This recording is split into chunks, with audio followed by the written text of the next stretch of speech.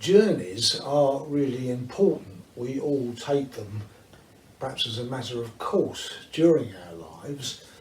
Journeys to work, journeys to places on holiday and so on.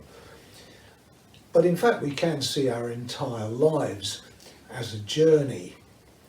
This is certainly something that the Jewish Christian tradition has emphasised. Some religious traditions think more about the cycle of life going round and round and round, whereas the Jewish Christian tradition seems to emphasise starting at one point and going through a series of adventures and so on where we learn and then ending up somewhere else.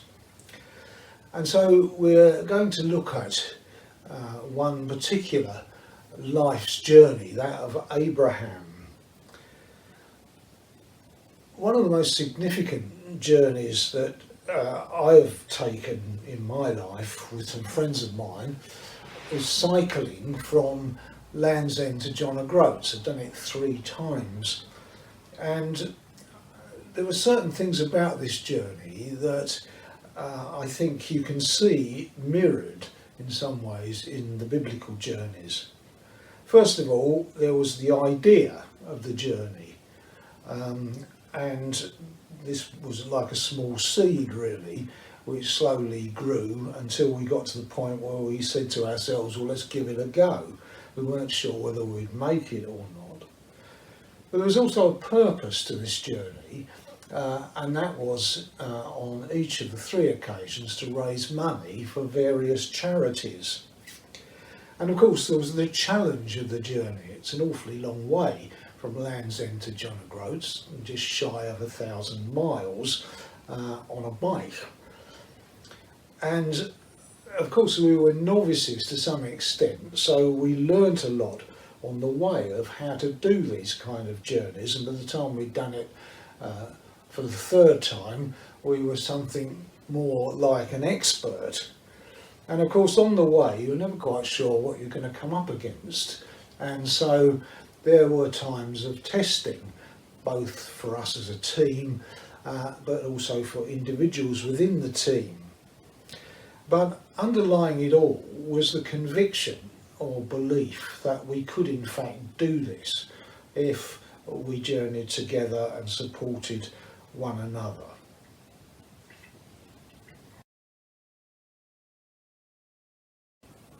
So let's think a moment or two about the story of the journeyings of Abraham. It's a journey from where he was living with his father to the land of Canaan. That's the purpose of the journey. And it starts with his father.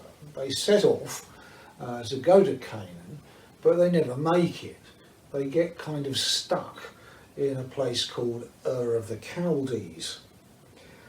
Eventually his father dies, and then God speaks to Abraham and tells him to get on with the journey. So Abraham does. He leaves Ur and starts the journey towards Canaan.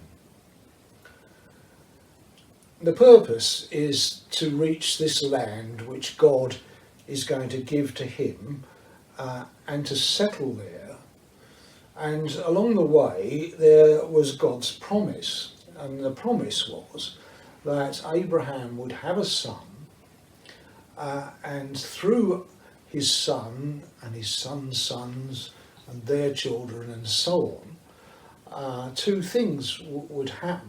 They would become very numerous, like the stars in the sky or the sand in the desert. You wouldn't be able to number them. They would be numerous indeed. And also the promise was that through these people, this great nation that would arise, as it were, from the loins of Abraham, all the nations of the world would be blessed. Now, the snag with all this is that Abraham and Sarah apparently couldn't have children.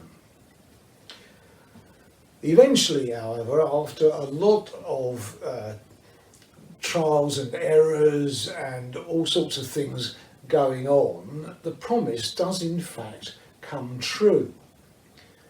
But then comes the ultimate test of all. For God says to Abraham, take your son Isaac, go to a place that I will show you, and there sacrifice him to me. Now this story, looked at from the point of view of our own times, is absolutely and horribly hideous. So we'll leave that aside for the moment, because the main thrust of the story is that Abraham believes that even if this son was killed, then God was able to keep his promise. And of course, the sort of happy end of the story is, as he's about to strike his son dead on the altar, then an angel stops him, and there is a ram caught in a thicket which is used as a sacrifice instead. But the whole point of the thing is that because he believed in the promise, firstly when it looked like it was going to be impossible to come about, and then when it certainly looked impossible if the son died, because of that, God says Abraham is righteous. And that's incredibly important, because when we turn to think about the New Testament, in particular the theology of St. Paul, this idea of Abraham being declared righteous because of his faith, or to put it better, his trust in God's promise, then that is a centre pin, really, of Paul's theology of salvation.